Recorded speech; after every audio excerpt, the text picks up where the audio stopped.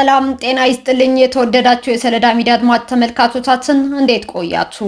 ለዕለቱ መራርጠን ወደ እናንተ ለማድረስ ያዘጋጀናቸው አዳዲስ ትኩስና ወቅታዊ መረጃዎችን ይዘን ቀርበናል። መረጃዎቻችን እየተከታተላችሁ እስከ ፕሮግራማችን ፍጻሜ ከኛ ጋር እንድትቆዩ ከወዲሁ በታላቅ አክብሮት ጋብዛለሁኝ። ኢትዮጵያ በቀይ ባህር ላይ ብትወጣ ለቀጠናው ሰላም የበለጠ ትሰራለች ሲሉ የአሜሪካ የአፍሪካ እዝ አዛዥ ጀነራል ተናገሩ። ኢትዮጵያና አሜሪካ በአፍሪካ ቀንድ ሰላምና መረጋጋትን ለማረጋገጥ በሚያስችሉ ጉዳዮች ዙሪያ መክረዋል። የአሜሪካ የአፍሪካ እዝ ዩኤስ አፍሪካ ኮማንድ አፍሪኮም አዛዥ በሆኑት ጀነራል ዳግቪን አርኤም አንደርሰን የተመራ ልዑክ ከኢፌድሪ የጦር ኃይሎች ጠቅላይ ኤታማዦር ሹም ፊልድ ማርሻል ብርሃኑ ጁላ ጋር ተወያይቷል። በውይይቱ ላይ በአፍሪካ ቀንድ ሰላምና መረጋጋትን ለመፍጠር የቀጠናው ሀገራት በትብብር መስራት እንዳለባቸውም ተመላክቷል። ሁለቱ ሀገራት በወታደራዊና በተለያዩ መስኮች ለበርካታ ዓመታት በትብብር ሲሰሩ መቆየታቸውን ያነሱት ፊልድ ማርሻል ብርሃኑ ጁላ ኢትዮጵያ ጸረ ሽብርተኝነትን በመዋጋት ረገድ ከፍተኛ ሚና እየተጫወተች እንደምትገኝም ገልጸዋል። አክለውም ኢትዮጵያ አልሸባብን ለማዳከምና የሽብር ሴራውን ለማክሸፍ የምትወስደውን የኃይል እርምጃ አጠናክራ እንደምትቀጥልም ፊልድ ማርሻሉ አረጋግጧል። ፊልድ ማርሻል ብርሃኑ ጁላ የኢትዮጵያ የባህር በር ጥያቄን አስመልክተው ሲያብራሩም የሀገሪቱ ፍላጎት ለሰላማዊ አገልግሎትና ኢኮኖሚን ለመገንባት መሆኑን በመጥቀስ ከአሜሪካ ጋር ያለው ወታደራዊ ግንኙነትም ተጠናክሮ እንደሚቀጥል ለልዑካን ቡድኑ አስረድቷል። የአሜሪካ የአፍሪካ እዝ አዛዥ ጀነራል ዳግቪን አርኤም አንደርሰን በበኩላቸው ኢትዮጵያ በቀጠናው ጸጥታን ለማስፈን እየተጫወተች ያለውን ሚና አድንቀው ሽብርተኝነትን በጋራ የመዋጋት ስራችንን አጠናክረን እንቀጥላለን ብለዋል። ኢትዮጵያ በሰላማዊ መንገድ የባህር በር ለማግኘት የምታደርገውን መንገድ እንደሚደግፉ የገለጹት የአሜሪካው ጀነራል ኢትዮጵያ በቀይ ባህር ብትወጣ የበለጠ ለቀጠናው ሰላም ትሰራለች ብለው እንደሚያምኑም ገልጸዋል። በኢትዮጵያ በኩል ያሉ ፍላጎቶችንና በቀጠናው ሰላምን ለማረጋገጥ ስለያዘቻቸው እቅዶች ከዋሽንግተን ዲሲ ባለስልጣናት ጋር እንደሚነጋገሩም ጠቁመዋል። በዕለቱ የአፍሪካ ቀንድ የሰላም ሁኔታ በሚል ርዕስ በኮሎኔል መስፍን አውላቸው ጥናታዊ ጽሑፍ ቀርቦ ውይይት የተካሄደ ሲሆን የሁለቱ ሀገራት ወታደራዊ መሪዎች ስጦታ መለዋወጣቸውን የመከላከያ ኦንላይን ሚዲያ መረጃ አድርሷል። የአፍሪካ በተባበሩት መንግስታት ድርጅት የጸጥታው ምክር ቤት ቋሚ መቀመጫ ያለማግኘት ኢፍትሐዊነት መቀልበስ አለበት ሲሉ የተባበሩት መንግስታት ድርጅት ዋና ጸሐፊ አንቶኒዮ ጉተሬዝ ገለጹ። የተባበሩት መንግስታት ድርጅት ዋና ጸሐፊ አንቶኒዮ ጉተሬዝ በሰባተኛው የአፍሪካና አውሮፓ ህብረት ጉባኤ ላይ ባደረጉት ንግግር አፍሪካ በተባበሩት መንግስታት የጸጥታው ምክር ቤት ቋሚ መቀመጫ እንድታገኝ ጥሪ አቅርበዋል። ዋና ጸሐፊው ይህ እርምጃ ጥልቅ ታሪካዊ ኢፍትሐዊነት የሚቀለበስበት መንገድ መሆኑን ነው የገለጹት። የአፍሪካና አውሮፓ ሀገራት በተባበሩት መንግስታት 40% ያህሉን የሚወክሉ በመሆናቸው የአዲሱ ዓለም ማዕከላዊ ምሰሶ የመሆን አቅም እንዳላቸውም አጽንኦት ሰጥተዋል። የፋይናንስ ስርዓት ማሻሻያ፣ የአየር ንብረትና የሰላም ጉዳይ ሁለቱ ህብረቶች በትብብር የሚሰሩባቸው ወሳኝ ዘርፎች መሆናቸውንም ተናግረዋል። አሁን ያለው ዓለም አቀፍ የፋይናንስ መዋቅር ፍትሐዊና ውጤታማ አይደለም በማለት የተቹት ዋና ጸሐፊው የአፍሪካን የዕዳ ማቆም የአበዳሪነት አቅምን በ3 እጥፍ ማሳደግና የአፍሪካ ሀገራት በዓለም አቀፍ ተቋማት ውስጥ የተሻለ ተሳትፎና ተጽዕኖ እንዲኖራቸው መደረግ እንዳለበትም አሳስበዋል። አፍሪካ በንጹህ ኃይልና በወሳኝ ማዕድናት የበለጸገች በመሆኗ ይህ ሀብት ወደ ከፍተኛ እሴት ወደሚጨምር ምርት እንዲቀየርም ጠይቀዋል። ዋና ጸሐፊው በዩክሬንና በጋዛ ያለው ጦርነት የሰው ልጅ ትልቅ ውድቀት መሆኑን በመግለጽ በዓለም ዙሪያ ያለው ደም መፋሰስ መቆም እንዳለበትም አሳስበዋል።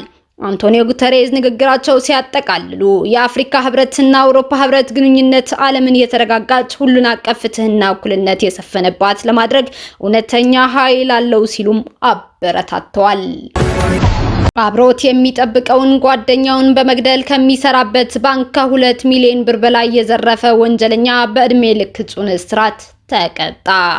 የወንጀል ድርጊቱ የተፈጸመው ግንቦት 6 ቀን 2015 ዓ.ም በልደታ ክፍለ ከተማ ወረዳ 9 ልዩ ቦታው ልደታ ኮንዶሚኒየም አቢሲኒያ ባንክ ባልቻ ቅርንጫፍ ውስጥ ነው። ወንጀል ፈጻሚው ጌታሁን ሙላት አብሮት የሚሰራውን ጓደኛውን ሟች ዘገየ ቸሩን በተኛበት ጭንቅላቱና የተለያየ የሰውነት ክፍሉን በፌሮ ብረት በመምታት በመግደል የባንኩን የብር ካዝና በብረት ፈልቅቆ 2,460,000 ብር ዘርፎ ይሰወራል። የአዲስ አበባ ፖሊስ ጠቅላይ መምሪያ የምርመራና ክትትል አባላትና አመራሩ ወንጀል ከተፈጸመ ዕለት ጀምሮ በርካታ ፖሊሳዊ ቴክኒኮችን በመጠቀም ባሰባሰበው መረጃ ወንጀል ፈጻሚውን በቁጥጥር በማዋል በተደረገበት ምርመራ ግለሰቡ 2 ተመሳሳይ ወንጀሎችን መፈጸሙንና አማረ ደሳለኝ በሚል ሐሰተኛ ስምና በሐሰተኛ የትምህርት ማስረጃ የጥበቃ አገልግሎት በሚሰጥ ተቋም በጥበቃ ሰራተኝነት መቀጠሩን አረጋግጧል። ግለሰቡ ሰርቶ በወዙ ከመኖር ይልቅ በአቋራጭ ለመበልጸግ ካለው ብርቱ ፍላጎት በስራ ባልደረባው ላይ የግድያ ወንጀል ፈጽሞ ለመሰወር ቢሞክርም ወንጀል ፈጽሞ ከሕግ ተጠያቂነት የሚቀር የለምና ግለሰቡን በቁጥጥር ስር በመዋሉ ወንጀሉን እንዴት እንደፈጸመው መርቶ አሳይቷል።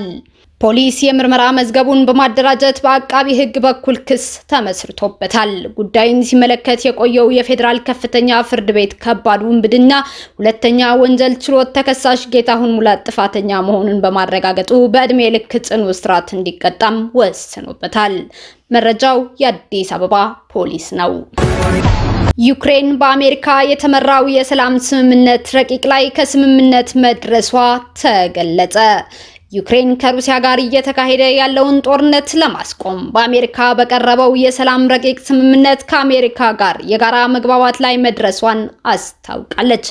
አሜሪካ በሩሲያና ዩክሬን መካከል ለ4 ዓመት የዘለቀውን ደም አፋሳሽ ጦርነት እልባት ያገኝ ዘንድ ባሳለፍነው ሳምንት 28 ነጥብ ያለው የሰላም መግባቢያ ስምምነት ረቂቅ እቅድ ማቅረቧን ይታወሳል። በዚህም ዩክሬን በሰላም እቅዱ ዙሪያ ከስምምነት መድረሷ ነው የተነገረው። የአሜሪካው ፕሬዝዳንት ዶናልድ ትራምፕ በማህበራዊ ሚዲያ ባሰፈሩ ጽሑፍ መጀመሪያ ከቀረበው የሰላም እቅድ ተጨማሪ ግብዓት ከሁለቱም ወገኖች በመጨመር ተሻሽሏል ብለዋል።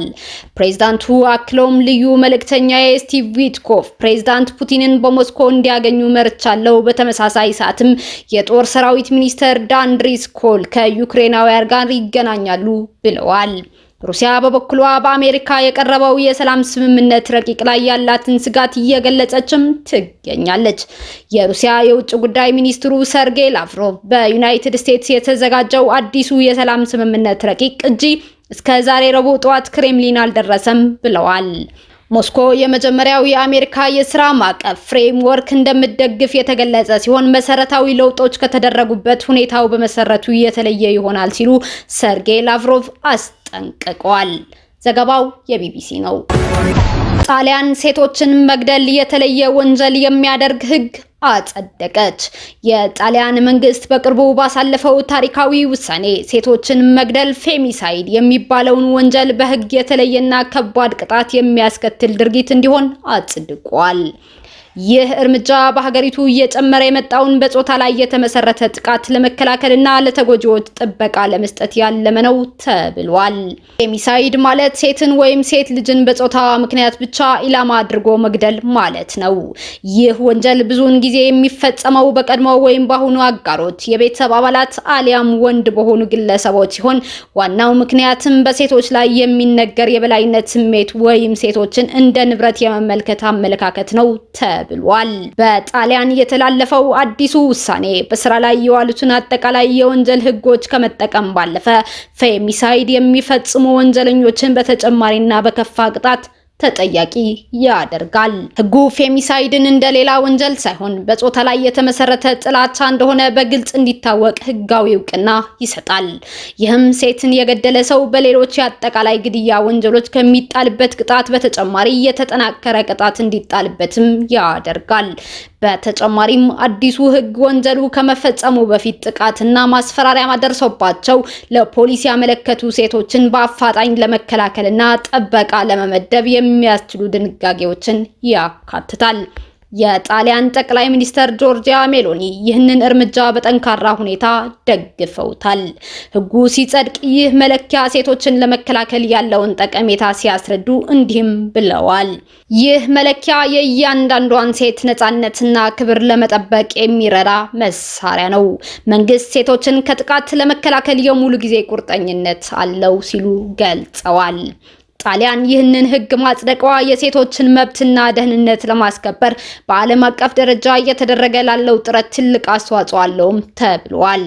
ይህ እርምጃ ፌሚሳይድ የተለመደ የቤት ውስጥ ጠብ ሳይሆን ከባድ ወንጀልና የህዝብ ጤና ችግር መሆኑንም በግልጽ ያስረዳል። ይህ ተነሳሽነት ለሌሎች የአውሮፓና የዓለም ሀገራት ተመሳሳይ ህጎችን እንዲያወጡ ማሳያ ይሆናል ተብሎ ተዘግቧል። እስካሁን አብራችሁን ከኛ ጋር ስለነበራችሁ እያመሰገንኩኝ በሌሎች መረጃዎች እስክንመለስ እንደተለመደው የሶሎዳ ሚዲያ ቤተሰብ በመሆን ላይክ፣ ሼር፣ ሰብስክራይብ ማድረጋችሁን አትርሱ። አዳዲስ ትኩስና ወቅታዊ መረጃዎቻችን በቶሎ እንዲደርሷችሁ የደወል ምልክቷን ይጫኑ። ስኬት፣ ድልና ሰላም ለኢትዮጵያውያን። ሶሎዳ ሚዲያ